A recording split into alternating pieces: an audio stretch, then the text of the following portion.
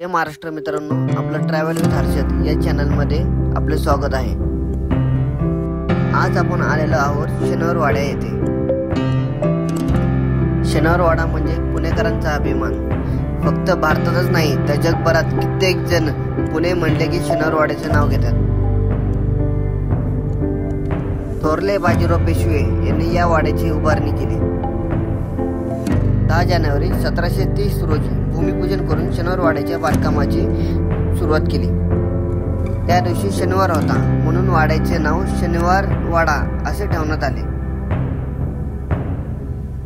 पहिल्या टप्प्याचे बांधकाम पूर्ण होऊन 22 जानेवारी 1732 रोजी वाड्याची वास्तुशांती झाली। त्या दिवशी शनिवारच होता।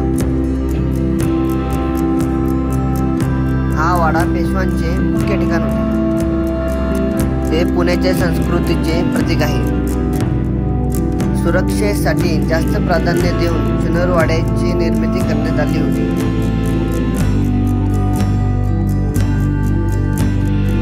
शनिवारवाड्यासमोर पहिल्या बाजीरावांचा घोड्यावर बसलेला पुतळा आहे आणि आपल्या भारताचा मोठा झेंडा देखील आहे।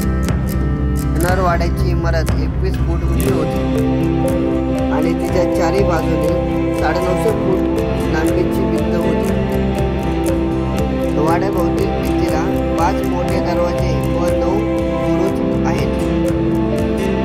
9 बुरुज असून सर्वांवर तोफा बसवण्याची सोय केलेली आहे।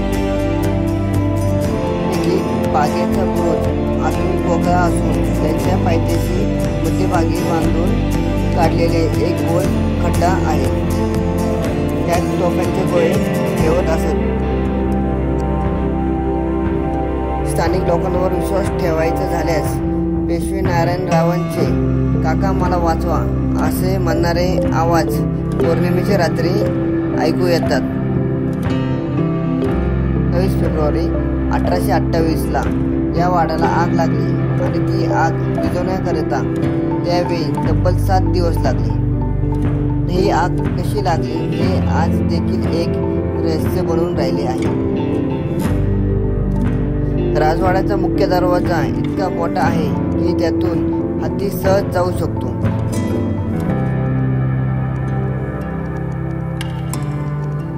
आता फक्त राजवाड्याच्या मजबूत तटबंदी असणाऱ्या भिंती व सुरक्षेसाठी असणारे भक्कम दरवाजे शिल्लक आहेत।